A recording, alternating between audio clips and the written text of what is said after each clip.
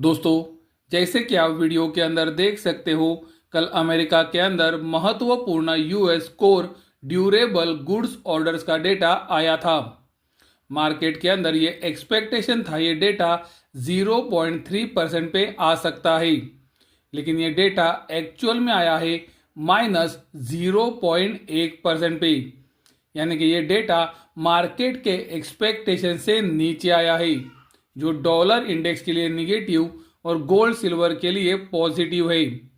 उसी तरह से आप देख सकते हो, अमेरिका के अंदर दूसरा महत्वपूर्ण डेटा आया था यूएस ड्यूरेबल गुड्स ऑर्डर्स का। मार्केट के अंदर ये एक्सपेक्टेशन था ये डेटा -0.3% पे आ सकता है, लेकिन ये डेटा एक्चुअल में आया है -1.1% पे। यानी कि ये डेटा भी मार्केट के एक्सपेक्टेशन से नीचे आया है, जो डॉलर इंडेक्स के लिए निगेटिव और गोल्ड सिल्वर के लिए पॉजिटिव है। अमेरिका के अंदर तीसरा महत्वपूर्ण डेटा आया था यूएस बिल्डिंग परमिट्स का।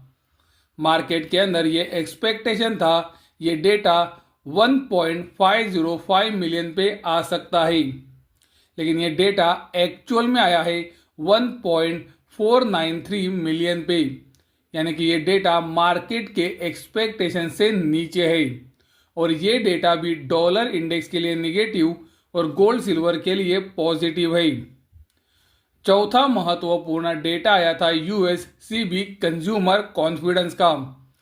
मार्केट के अंदर ये एक्सपेक्टेशन था ये डेटा 112.9 पे आ सकता है, लेकिन ये डेटा एक्चुअल में आया है 104.7 पे।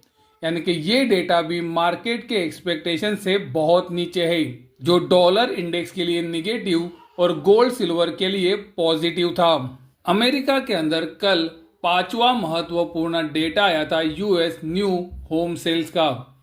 मार्केट के अंदर ये एक्सपेक्टेशन था ये डेटा 6,66,000 पे आ सकता है, लेकिन ये डेटा एक्चुअल में आया है 6,64,000 पे।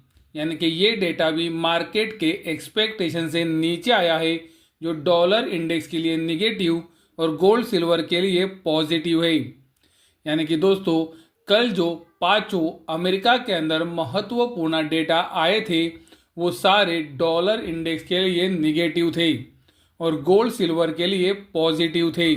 अमेरिका के अंदर ये जो सारे डेटा खराब आए थे, उसके बावजूद भी आप देख सकते हो कल डॉलर इंडेक्स के अंदर तेजी दिखी थी।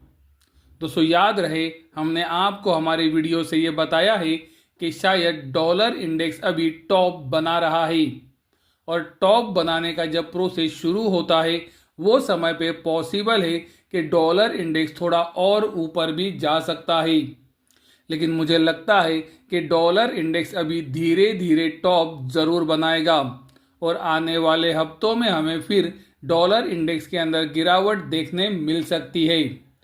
तो ये जो डेटा निगेटिव आए हैं, इनका उतना ज़्यादा बड़ा असर तुरंत ना हो, लेकिन दोस्तों जैसे जैसे और डेटाज आना शुरू होंगे, पॉसिबिलिटीज बढ़ सकती है कि डॉलर इंडेक्स के ऊपर इसका असर दिखना शुरू हो। गोल्ड के लिए हमने आपको पिछले वीडियो के अंदर ये क्लियरली बताया है कि धीरे धीरे इन्वेस्टमेंट की शुरुआत करनी चाहिए।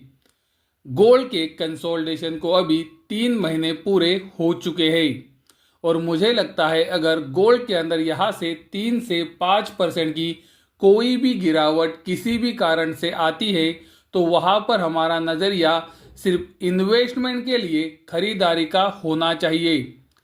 मैंने यही व्यू सिल्वर के लिए भी बताया है कि पिछले 3 महीने से जो कंसोलिडेशन चल रहा है वो मुझे लगता है अभी खत्म होने को है, और इसी वजह से अगर आपको सिल्वर के अंदर भी 3 से 5% की कोई गिरावट दिखती है, तो वहां पर इन्वेस्टमेंट के लिए खरीदारी का नजरिया रख सकते हैं।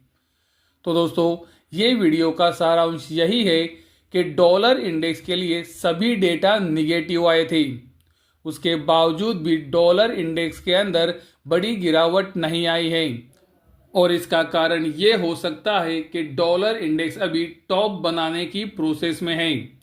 तो टॉप बनाने के समय पॉसिबल है कि डॉलर इंडेक्स यहाँ से भी थोड़ा और ऊपर जा सकता है।